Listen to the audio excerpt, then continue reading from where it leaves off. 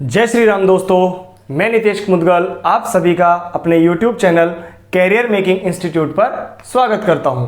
तो दोस्तों, हम पढ़ रहे हैं कक्षा 10 की विज्ञान और उसके अंदर हमने एक चैप्टर जो स्टार्ट किया था यानी कि मानव के तंत्र, और उसमें से भी हमने मानव के तंत्र में भी एक तंत्र जिसे हम कहते हैं पाचन तंत्र, डाइजेस्टिव सिस्टम, वो की हमने कंप्लीट कर लिया था। आज उसके आगे यानी कि एक अगले तंत्र के साथ, अगले सिस्टम के साथ आपके सामने मैं उपस्थित हुआ हूं। अगर अभी भी आप हमारे चैनल पर नए हैं तो सबसे पहले तो चैनल को सब्सक्राइब कीजिए, ठीक है, और बेल आइकन को जरूर दबा लें, जिससे कि जो भी नई वीडियो आती है वो आपको सबसे पहले आपको मिल सके। इसके अलावा आपने अगर वो पिछली वीडियो नहीं देखी है तो अभी ऊपर आई बटन पर क्लिक करें। क्लिक करने के बाद में आपको प्लेलिस्ट वहाँ मिल जाएगी और पूरी प्लेलिस्ट वहाँ जाकर आप चेक कर सकते हैं। तो चलिए शुरू करते हैं एक नया टॉपिक जो कि है श्वसन तंत्र, आपका रेस्पिरेटरी सिस्टम। कि मानव में जो श्वसन तंत्र है, मानव श्वसन तंत्र, देखिए मानव श्वसन तंत्र को समझने से पहले हमें यह समझना जरूरी है कि श्वसन क्या होता है। देखिए, श्वसन तंत्र बाद में पढ़ेंगे, क्योंकि आप सभी को पता है कि हमारा जो शरीर है उसका निर्माण छोटी छोटी कोशिकाओं से मिलकर बना होता है। यानी कोशिकाओं से बनते हैं ऊतक, ऊतक से बनते हैं अंग, अंग से अंग तंत्र, और अंग तंत्र से बनता है हमारा पूरा शरीर। तो उस अंग तंत्र को समझेंगे है, लेकिन उससे पहले हमें यह पता होना चाहिए कि इस तंत्र में कौन कौन से अंग आते हैं, यह हमें पता होना चाहिए। इसके अलावा इस तंत्र के द्वारा कौन सा कार्य किया जाएगा यह भी हमें पता होना चाहिए। तो जैसा कि नाम है श्वसन तंत्र, यानी कि इससे कौन सा कार्य होगा, श्वसन की क्रियाविधि होगी। तो श्वसन की क्रियाविधि को भी समझने से पहले हमें यह जानना जरूरी है कि श्वसन क्या होता है, रेस्पिरेशन क्या होता है। जैसा कि हमने पिछली क्लास में पढ़ा था कि हमने देखा पाचन तंत्र के बारे में, और हमने उसमें पढ़ा कि हम भोजन को अंदर ग्रहण करते हैं तथा हमारे आमाशय में या छोटी आंत में जाकर भोजन का पाचन हो जाता है। पाचन होने के बाद में छोटी आंत में ही उस भोजन का अवशोषण भी होता है। अवशोषण जब हुआ तो उसके बाद में वो भोजन हमारे पूरे शरीर में रक्त के माध्यम से पहुंचा दिया जाता है। अब होता क्या है कि जब यह भोजन या जो पचित भोजन था वो तो अपने कोशिकाओं तक पहुंच गया, तथा जो अपचित भोजन था वो हमारे शरीर से बाहर मल के रूप में त्याग दिया गया। अब मान लेते हैं कि जो हमने खाया, एक एग्जाम्पल के रूप में कि हमने ग्लूकोज खाया, ठीक है, जो हमने ग्रहण किया वो एक कार्बोहाइड्रेट था, ठीक है, कार्बोहाइड्रेट या ग्लूकोज में लिख सकता हूं C6H12O6। अगर इसकी अभिक्रिया किसके साथ, ऑक्सीजन के साथ करवाई जाती है तो इससे जो उत्पाद बनेंगे क्या बनते हैं, CO2 plus H2O plus ATP। जो ATP है एडिनोसिन ट्राईफॉस्फेट, एडिनोसिन ट्राईफॉस्फेट, आपको इसका पूरा नाम भी याद होना चाहिए। एक होता है ATP एडिनोसिन ट्राईफॉस्फेट, एक होता है ADP एडिनोसिन डाइफॉस्फेट। तो यहां पर क्या है, T है, यानी कि ट्राईफॉस्फेट है। फॉस्फेट कितने होंगे यहां पर, ट्राई मतलब 3 होंगे। इस क्रिया को देखिए, जो ग्लूकोज है उसकी अभिक्रिया ऑक्सीजन के साथ करवाई गई, यानी ये दोनों तो क्या हुए यहां पर, क्रियाकारक हुए या नहीं। और इन क्रियाकारकों की अभिक्रिया के पश्चात जो कुछ भी बनता है वो क्या कहलाता है, इसका उत्पाद कहलाता है। ये समझ में आ रहा है आपको यहां तक कि ये जो क्रियाकारक है इनकी क्रिया के पश्चात जो भी बनेगा वो क्या कहलाएगा, उत्पाद कहलाएगा, पहली बात। दूसरा, यहां पर देख रहे हैं हम कि ये ग्लूकोज है, इस ग्लूकोज की अभिक्रिया ऑक्सीजन के साथ करवाई जा रही है। कुल मिला के कह सकता हूं कि इसका ऑक्सीकरण किया जा रहा है। तो जब किसी भोज्य पदार्थ का ऑक्सीकरण किया जाता है या ऑक्सीजन की उपस्थिति में क्रिया करवाई जाती है तो उसके दौरान कार्बन डाइऑक्साइड तथा H2O तथा ATP का निर्माण होता है, और ये कंप्लीट प्रक्रिया ही क्या कहलाती है, श्वसन कहलाती है। अब ये तो हुई अलग से बात। कुछ जनरल बातें करते हैं कि मैंने बोला कि ऑक्सीजन से क्रिया करवाई गई, समझना, तो यानी मैं कह सकता हूं O2 का ग्रहण करना, O2 को यानी कि ऑक्सीजन को हमारे शरीर के अंदर ग्रहण किया गया, तभी तो यह अभिक्रिया हुई। समझ रहे हो इस बात को? तो ऑक्सीजन को तो ग्रहण करना प्लस कार्बन डाइऑक्साइड को शरीर से बाहर त्यागना, कार्बन डाइऑक्साइड का त्याग, ये दोनों, यानी ऑक्सीजन को अंदर ग्रहण करना तथा कार्बन डाइऑक्साइड को हमारे शरीर से बाहर त्यागना ही क्या कहलाता है?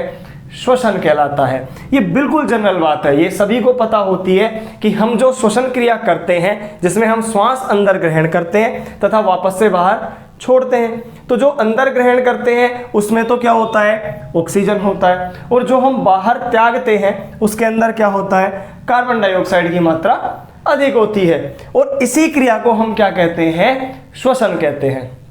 चलिए थोड़ा सा और डीप समझते हैं इसे। देखें, क्या ये दोनों क्रियाएं हो रही हैं? क्या इतना ही श्वसन है? ऑक्सीजन को ग्रहण करना, कार्बन डाइऑक्साइड को बाहर त्यागना, क्या ये पूरी ये क्रिया यही श्वसन कहलाती है क्या?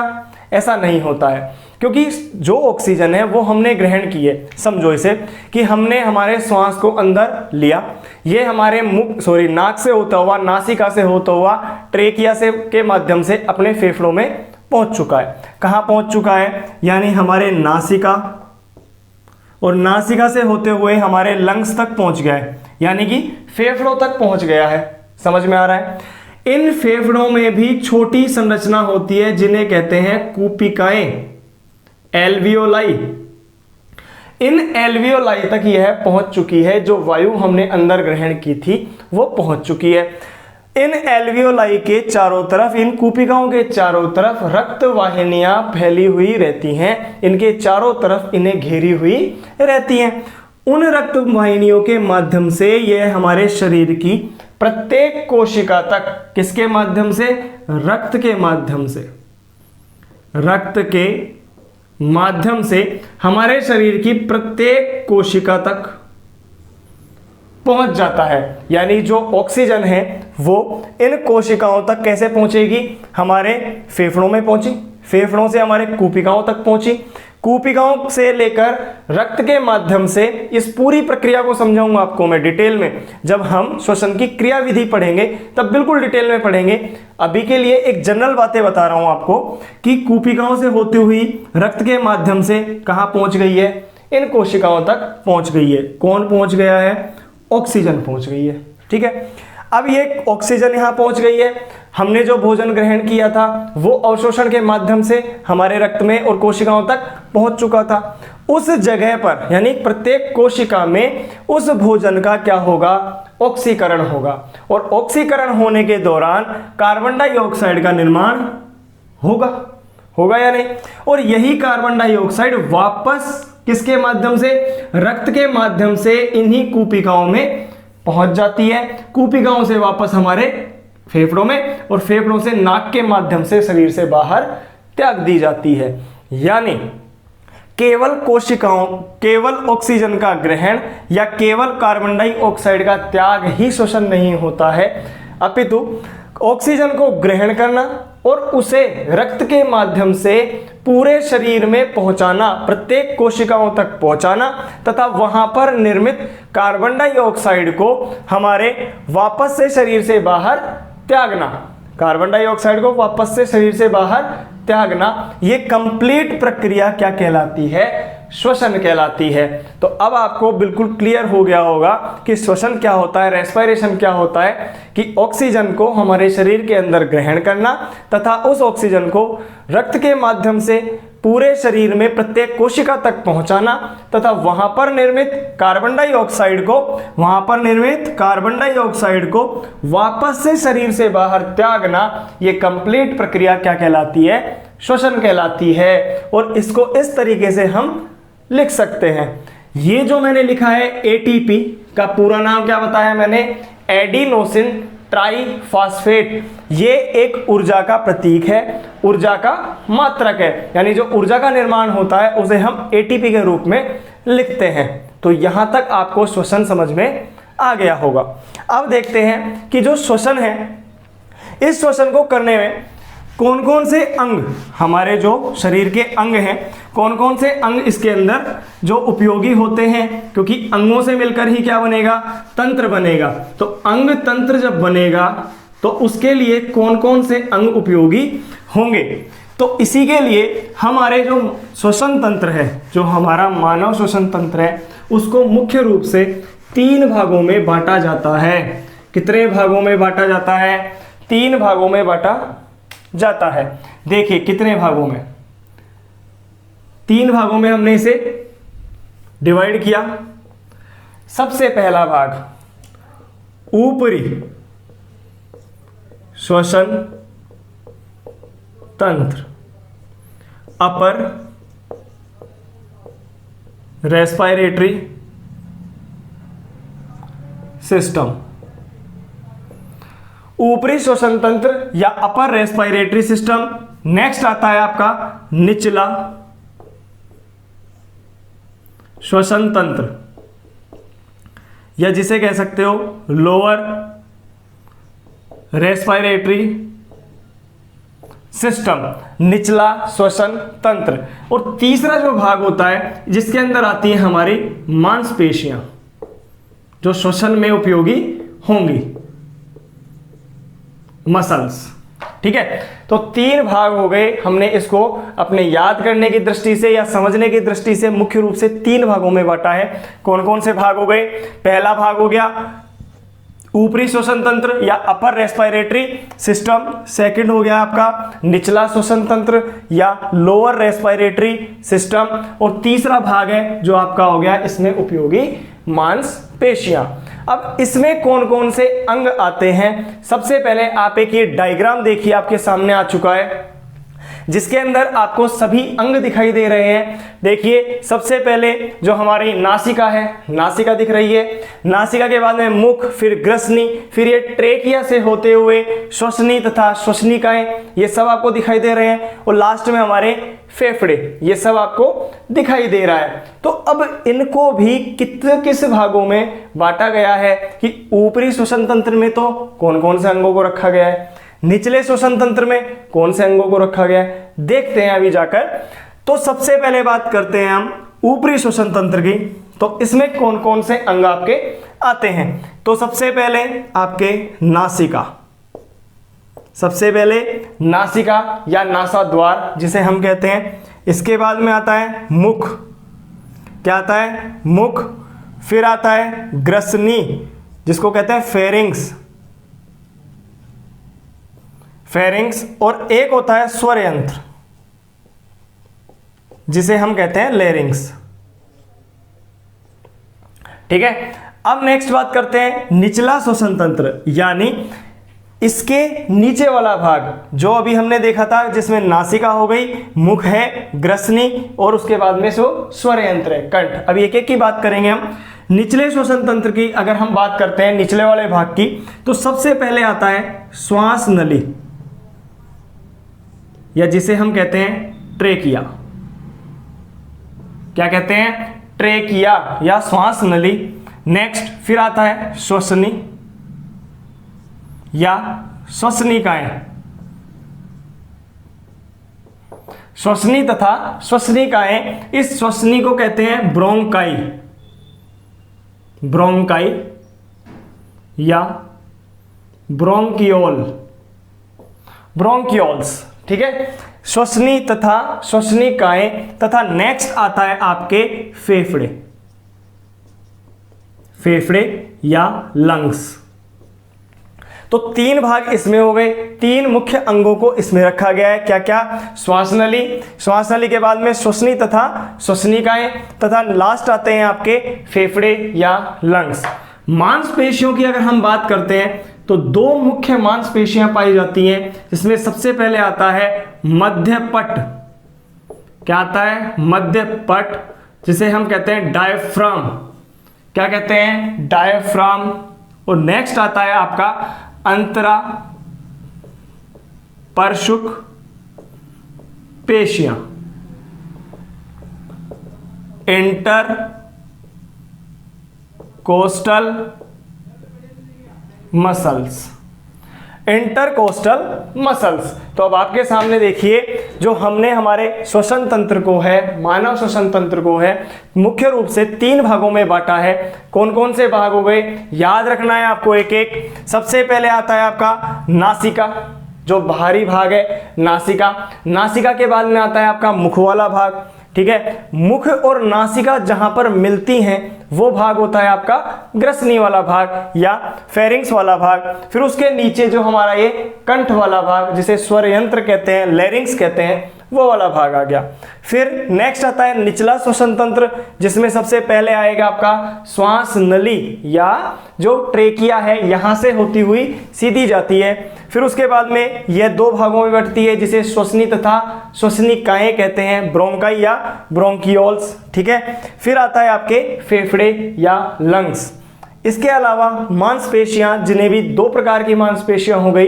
एक तो हो गया आपका मध्यपट या डायफ्राम। मध्यपट ये है क्योंकि ये बिल्कुल यहाँ सेंटर में होता है, 2 भागों में बांटता है, इसके बारे में पढ़ेंगे। और नेक्स्ट है अंतरापरशुक पेशियां, इंटरकोस्टल मसल्स, जो आपकी पसलियां होती हैं। क्या होती हैं, पसलियां होती हैं। उन पसलियों के मध्य में एक विशेष प्रकार की पेशियां पाई जाती हैं, जो कि श्वसन में महत्वपूर्ण भूमिका निभाती हैं। इसको भी हम देखेंगे आगे चलकर। तो चलते हैं एक एक को। सबसे पहले तो आप एक स्क्रीनशॉट इसका ले लें। तो आपने स्क्रीनशॉट ले लिया इसका, तो चलते हैं अब एक एक भाग को, यानी कि यहां से जो एक ग्रसनी वाला, नासिका वाला भाग है, नासिका, फिर उसके बाद में मुख, मुख के बाद में ग्रसनी, फिर आता है आपका स्वर यंत्र। यानी एक एक भाग को फुल डिटेल से पढ़ते हैं, समझने की कोशिश करते हैं। आपको याद रखना है इन चीजों को, बस आप एक बार ध्यान से सुनते जाएं और इन्हें नोट डाउन करते जाएं, ताकि आपको आगे भी समस्या ना आए। सबसे पहले बात करते हैं नासिका की। किसकी बात करते हैं, नासिका की। नासिका क्या है, हमारी नोज, ये सामने वाला जो पार्ट है ये नासिका है। इसका जो सबसे बाहरी भाग होगा उसको हम कहते हैं नासाद्वार। क्या कहते हैं उसे हम, नासाद्वार, नासा छिद्र, एक ही बात है। नासाद्वार, ये सामने वाले जो छिद्र होते हैं इन्हें हम कहते हैं नासाद्वार या नासा छिद्र। इनकी विशेषता क्या हो गई हमारी, कि हमारे ये 2 छिद्र पाए जाते हैं। आप सभी को पता है, लिख सकते हैं आप, बिल्कुल नॉर्मल बातें हैं।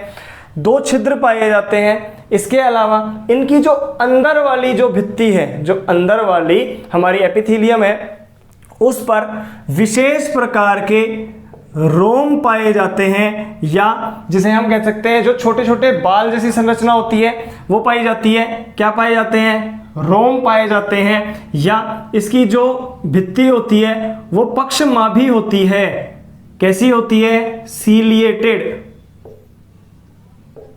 कैसी होती है, पक्षमाभी होती है। पक्षमाभ क्या होते हैं ये आपको पता होना चाहिए। जैसे आपने एग्जाम्पल सुना होगा पैरामीशियम, चप्पल जंतुक, पढ़ा होगा कभी, ठीक है। जो पैरामीशियम होता है उसके शरीर के चारों तरफ छोटे छोटे रोम पाए जाते हैं, जिसे हम पक्षमाभ कहते हैं, ठीक है। इसे हम आगे चलकर पढ़ेंगे अच्छे से।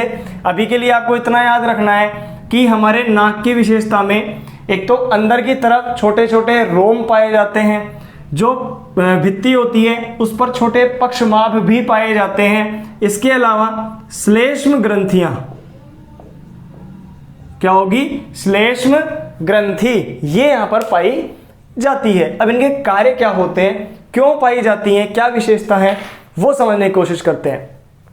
नासाद्वार, जो कि हमारे वायु को अंदर तक पहुंचाने के लिए मदद करते हैं सबसे पहले तो। अब नासाद्वार से एक बात बताइए, आपने वायु अंदर ग्रहण की, तो क्या वायु जो हमारे चारों तरफ है वो पूर्ण रूप से शुद्ध है क्या, नहीं है। उसके अंदर क्या होंगे, उसके अंदर धूल मिट्टी भी हो सकती है, जो धुआं है, जो आपका पोल्यूशन है ये भी हो सकता है, छोटे छोटे धूल के कण हैं, पराग कण हैं, ये सब उसके अंदर हो सकते हैं। तो अपने जो फेफड़े हैं वहां तक शुद्ध वायु पहुंच सके, इसी वजह से नाक में या नासिका में रोम पाए जाते हैं, सीलिएटेड जो उसकी एपिथेलियम होती है। इसके अलावा श्लेष्म ग्रंथि होती है, जिससे कि श्लेष्मा का श्रावण होता है। जो श्लेष्मा होता है एक चिपचिपा पदार्थ होता है, उसका श्रावण वहां से होता रहता है, जिससे जो हम वायु ग्रहण करते हैं उसके दौरान जो धूल मिट्टी के कण जाते हैं वो वहाँ पर चिपक जाते हैं। चिपकने के बाद में हमारे जो शुद्ध वायु है वही फेफड़ों तक पहुँचाई जाती है। तो आपको इनके कार्य समझ में आ गए होंगे कि जो रोम हुआ या पक्षमाभ हुए या जो श्लेष्म ग्रंथि के द्वारा स्रावित श्लेष्मा हुआ, इनका कार्य क्या हो गया, जो अशुद्ध वायु आ रही है उस अशुद्ध वायु में जो धूल मिट्टी के कण हैं, पराग कण हैं या धुआं के कण हैं, उन सभी को हमारे नाक में ही रोक लेना, ताकि फेफड़ों तक या हमारे लंग्स तक केवल शुद्ध वायु ही पहुंच पाए। तो इनका मुख्य कार्य ये हो गया। तो हमारी जो नासिका है ये हमारे सबसे बाहरी भाग हो गया। अब इसके अलावा हम बात करते हैं मुख की। मुख में क्या है कि हम मुख के द्वारा भी कई बार सांस ले सकते हैं, इजीली ले सकते हैं, लेकिन आपको ये पता होना चाहिए कि हमारे मुख में ऐसी कोई सीलिया नहीं है ना, कोई रोम है क्या, नहीं है, या कोई श्लेष्म का श्रावण हो रहा है क्या, नहीं हो रहा है। इसी वजह से मुख के द्वारा श्वास जो हम लेते हैं उसके माध्यम से धूल मिट्टी के कण भी हमारे फेफड़ों तक पहुंच जाते हैं और ये हमारे लिए हानिकारक होता है। इसी वजह से आपको कहा जाता है कि आप हमेशा कोशिश करें कि नाक से ही सांस ली जाए। तो मुख का कार्य भी क्या हो गया, एक नॉर्मल है। मुख का मुख्य कार्य तो क्या है, भोजन ग्रहण करना है, लेकिन श्वास लेने में भी मदद कर सकता है। तो यहां तक आपको समझ में आ गया। अब मुख्य इंपॉर्टेंट जो पार्ट है वो है आपका ग्रसनी, जो कि इंपॉर्टेंट है, समझ में आना चाहिए आपको। मैंने जब पाचन तंत्र पढ़ाया था तब भी मैंने ग्रसनी की एक संरचना बनाई थी आपके सामने और उसे समझाने का पूरा प्रयास किया था। आज फिर से रिपीट करते हैं उसकी संरचना को। देखिए, सबसे पहले कि जो हमारी नासिका है और हमारी इस तरीके से मानते हैं, ये हमारा नोज वाला पार्ट है, नासिका है, और ये हमारा माउथ वाला पार्ट है, मुख है। समझना आराम से। ये दोनों जहां पर जाकर मिलते हैं और इसी को हम क्या कहते हैं, फेरिंग्स कहते हैं या ग्रसनी कहते हैं। यही तो होता है, यानी हमारा नाक भी वहां पर जाकर खुलता है और हमारा मुंह भी वहां जाकर खुलता है। और आप सबने कई बार नोट किया होगा, कई बार देखा होगा, आपके साथ घटित हुआ होगा कि जब हम कोल्ड ड्रिंक वगैरह पीते हैं, कुछ भी खाते हैं और उसी वक्त आपको धांस आ जाती है या खांसी आ जाती है, तो वो जो पानी है, वो लिक्विड है, वो आपके नाक के माध्यम से भी बाहर निकल जाता है। वो कहाँ से होता है कि जब वापस से ग्रसनी तक आता है तो ग्रसनी में दोनों छिद्र होते हैं, तो कुछ इसके माध्यम से और कुछ इसके माध्यम से शरीर के बाहर त्याग दिया जाता है। अब इसकी संरचना को देखते हैं। ग्रसनी को समझने के लिए ऐसी संरचना बना रहा हूँ, ऐसे कोई चौकोर नहीं होती है हमारी ग्रसनी, सिर्फ समझाने के लिए आप समझना इसे। ये जो सबसे आगे वाला पार्ट है, हमारी ग्रसनी 3 भागों में बटी होती है। जो हमारी ग्रसनी है, ये वाला पार्ट है, ये 3 भागों में बटा होता है। सबसे पहले जो आगे वाला भाग है, यहां पर होता है हमारा मुख। क्या होता है, मुख होता है, और यहां पर ऊपर वाले भाग से जुड़ती है आपकी नासिका। समझना ध्यान से, बहुत इंपॉर्टेंट है। ये मुख यहां से जुड़ता है, ठीक है। तो इस भाग को हम क्या कहते हैं, इस भाग को हम कहते हैं मुख ग्रसनी, मुख ग्रसनी या ओरोफेरिंग्स, ओरोफेरिंग्स, ठीक है, ओरोफेरिंग्स। नासिका यहां से जुड़ती है तो इसे हम क्या कहते हैं, नासाग्रसनी, नासाग्रसनी, या इसे हम कहते हैं नेजोफेरिंग्स, नेजोफेरिंग्स, नासाग्रसनी या नेजोफेरिंग्स। और सबसे आगे वाला भाग क्या हो गया, मुख ग्रसनी। एक ये सेंटर वाला भाग होता है जिसे हम कहते हैं अधोग्रसनी या कंठ ग्रसनी, क्योंकि यहां पर हमारा कंठ जुड़ता है, कंठ ग्रसनी या अधोग्रसनी, अधोग्रसनी। इंग्लिश में इसे कहते हैं हम लैरिंगोफेरिंग्स, लैरिंगोफेरिंग्स। 3 भाग हो गए आपके सामने, कौन कौन से, ओरोफेरिंग्स, नेजोफेरिंग्स और लैरिंगोफेरिंग्स। मुख ग्रसनी, नासाग्रसनी और कंठ ग्रसनी। अब हमको देखना है, यहां पर 2 संरचनाएं होती हैं, इस तरीके से 2 नलिकाएं होती हैं, इसी ग्रसनी में दो नलिकाएं पाई जाती हैं, जो कि एक तो ये वाली जो है, ये वाली, इसको तो हम कहते हैं हमारी ट्रेकिया, क्या है, ट्रेकिया। और जो ये है वो है हमारी ग्रासनाल, जिससे कि भोजन अंदर जाता है।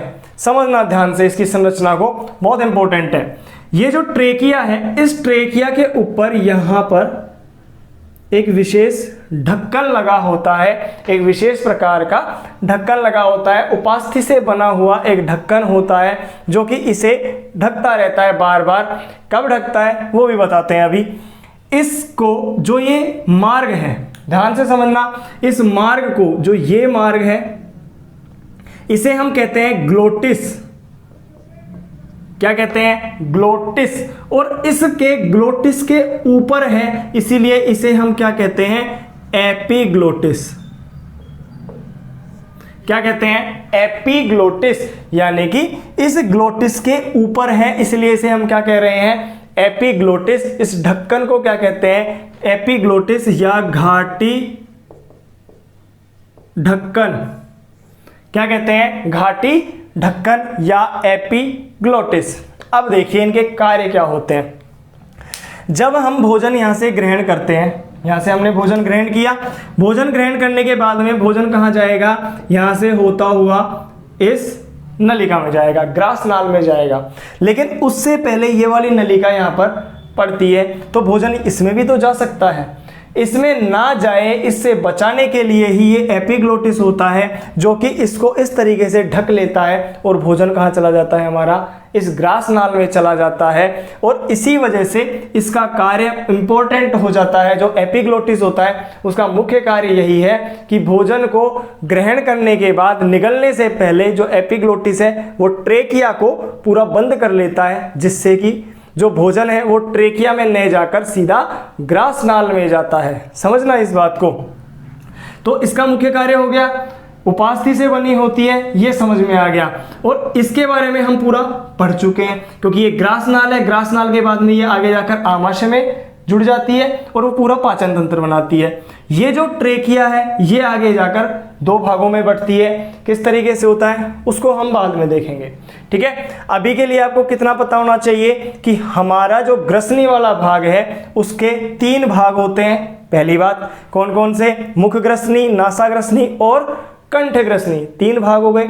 तीनों में भी जो कंठ ग्रसनी है उसके अंदर 2 नलिकाएं होती हैं। एक तो होती है आपकी ये ट्रेकिया और दूसरी होती है आपका ग्रासनाल। ग्रासनाल के बारे में हम पढ़ चुके हैं, ये आम उसमें पढ़ते हैं हम पाचन तंत्र में, इसको पढ़ेंगे हम श्वसन तंत्र में। तो इस पर जो मुख्य ये भाग होता है उसे हम ग्लोटिस कहते हैं, इस छिद्र को। इसके अलावा छिद्र के ऊपर जो एक ढक्कन होता है उसे हम क्या कहते हैं, एपिग्लोटिस या घाटी ढक्कन कहते हैं, जो क्या कार्य करता है, भोजन निगलते समय इस ट्रेकिया को, इस छिद्र को बंद कर देता है, जिसकी वजह से भोजन ग्रासनाल में चला जाता है।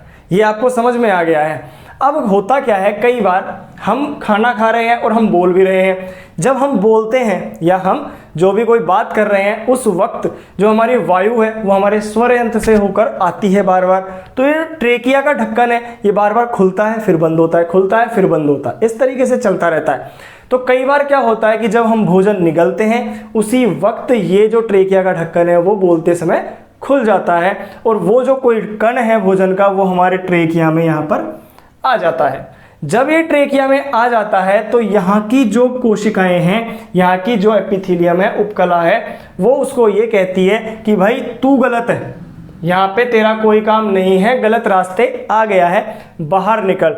और उसको बाहर निकालने के लिए हमारे जो फेफड़े हैं, जो हमारे लंग्स हैं, वो बार बार संकुचित होते हैं और बहुत तेजी से संकुचित होते हैं, जिसकी वजह से हमें खांसी आती है और खांसी होती है और उसी के माध्यम से जो एक कण है वो हमारे शरीर से बाहर त्याग दिया जाता है। इसी वजह से कहा जाता है कि भोजन करते समय बोलना नहीं चाहिए, क्योंकि बोलोगे तो क्या हो जाएगा, जो भोजन का कण है वो आपके ट्रेकिया में चला जाएगा और उसके बाद आपको खांसी आएगी, जिससे कि आपको तकलीफ होगी। तो समझ में आया यहाँ तक? ये पूरी संरचना आपको समझ में आ जानी चाहिए। यहाँ से हमारा नाक जुड़ता है, नाक वाला हिस्सा, ये हमारा कंठ ग्रसनी वाला हिस्सा। तो एक स्क्रीनशॉट इसका ले लीजिए। तो आपने स्क्रीनशॉट ले लिया इसका। अब नेक्स्ट बात करते हैं हम किसके बारे में, स्वर यंत्र के बारे में। तो आपको ये समझ में आ गया कि जो हमारी ग्रसनी है वो कितने भागों में, 3 भागों में बटी होती है। कौन कौन से भाग हो गए, ओरोफेरिंग्स, नेजोफेरिंग्स और लैरिंगोफेरिंग्स। ठीक है, मुख्य ग्रसनी, नासाग्रसनी और कंठ ग्रसनी। जो कंठ ग्रसनी है उसमें 2 नलिकाएं होंगी, एक ट्रेकिया और एक ग्रासनाल। यहां तक आपको समझ में आ गया है। अब देखिए इस तरीके से अगर मैं बनाता हूं तो ये हमारे ट्रेकिया को मान लेते हैं कि भाई यहां से ग्रसनी वाले भाग के बाद में जो ग्रसनी वाला भाग है उस ग्रसनी वाले भाग से आगे हम अगर पढ़ते हैं तो केवल ट्रेकिया के बारे में अब हम पढ़ेंगे, क्योंकि ग्रासनाल अलग चीज है, पाचन तंत्र में पढ़ते हैं। देखना अब यहाँ पे तो ग्रसनी के बाद में जब इस वाले भाग की बात करते हैं उसे हम कहते हैं स्वर यंत्र। क्या कहते हैं, स्वर यंत्र या लैरिंग्स, लैरिंग्स कहते हैं इसे। यहां पर क्या होता है, यहां पर छोटी छोटी 9 उपास्थियां, कितनी उपास्थियां, इसकी अगर हम बात करते हैं तो 9 उपास्थियां। ध्यान रखना इस संख्या को कि कितनी उपास्थियां पाई जाती हैं, 9 उपास्थियां पाई जाती हैं जो कि मिलकर एक बिल्कुल खोखले डब्बे जैसी आकृति बनाती हैं यहां पर, और जिससे होते हुए जो वायु है वो अंदर से बाहर प्रवेश करती रहती है। बार बार इस तरीके से वायु का आवागमन होता है और यहीं पर जो पाए जाते हैं उसे हम कहते हैं स्वर रज्जु, वोकल कॉर्ड।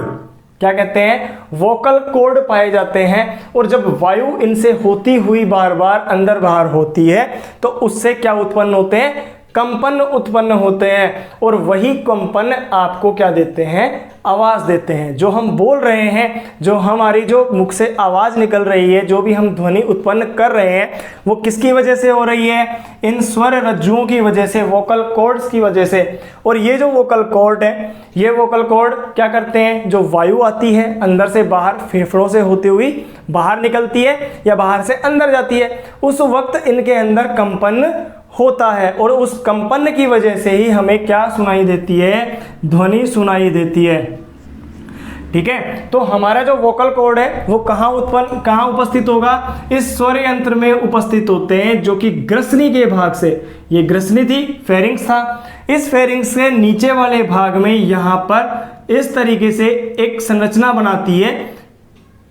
ठीक है, इस तरीके से एक संरचना बनती है जिससे होते हुए जो वायु है, आदान प्रदान होता है जब वायु का, तो उसमें कंपन उत्पन्न होता है। ठीक, जब हम यहां से तेज दबाते हैं, ठीक है, ज्यादा दबा के मत देखना आप, कभी यहां से ज्यादा दबा लो दिक्कत हो जाए आपको। यहां से जब हम दबाते हैं तो हमारी जो आवाज है वो बाहर नहीं निकल पाती है, क्योंकि जो वोकल कॉर्ड्स हैं ये यहां से दबते हैं तो कंपन अच्छे से नहीं हो पाता है। आप खुद इसे करें, अपने गले पर यहाँ हल्का सा हाथ लगाकर देखेंगे तो जो हमारा ये वाला भाग है यहाँ पर आप खुद फील करोगे कि कितना कंपन हो रहा है। जब आप बोलते हैं तो यहाँ पर कंपन होता है, जो वाइब्रेशन है वो आपको खुद को फील होंगी। देखिए हम पढ़ रहे हैं जैसे कार्य की, ठीक है, फिजियोलॉजी होती है, ह्यूमन फिजियोलॉजी, इसमें आप जितना खुद पर देखेंगे उतना जल्दी आपको याद होगा, उतना अच्छा समझ में आएगा। तो पहले जो भी कुछ बात होती है खुद पर चेक किया करो। जैसे हमने पाचन तंत्र में पढ़ा, दांत देखा, जीभ के बारे में देखा, तो खुद अपने मुख के अंदर आप उस चीज को जो देख सकते हैं आराम से फील कर सकते हैं। ऐसा ही अब जैसे मैंने बोला कि जो स्वर यंत्र है वो यहाँ पर कंपन करता है, आप हाथ लगाकर, हल्का सा हाथ लगाकर देखें तो वो कंपन करता है, तो पता लग जाएगा आपको और याद रहेगा। याद कितना रखना है कि 9 उपास्थियां पाई जाती हैं स्वर यंत्र में, 9 उपास्थियां पाई जाती हैं तथा स्वर रज्जु या वोकल कॉर्ड्स पाए जाते हैं जिनमें कंपन होता है। अब इसके बाद में यहां तक तो हुआ हमारा कौन सा, ये ऊपरी श्वसन तंत्र। इसके बाद में हम नेक्स्ट बात करेंगे निचले श्वसन तंत्र की। तो आज की इस वीडियो में हम इतना ही पढ़ते हैं। जो निचला श्वसन तंत्र है तथा मांसपेशियां तथा श्वसन की क्रियाविधि, ये हम पढ़ेंगे नेक्स्ट वीडियो में। तब तक आप हमारे साथ बने रहें, ठीक है। और ये वीडियो अगर अच्छी लगती है तो इसे लाइक करें, शेयर करें। अगर आपका कोई भी सवाल हो, कोई भी बात हो, आपको ये वीडियो कैसी लगती है जरूर कमेंट करके बताएं, ठीक है। तो मिलते हैं नेक्स्ट वीडियो में, तब तक घर पर रहें, पढ़ते रहें और हमारे चैनल को सब्सक्राइब जरूर कर लें। जय हिंद, जय भारत।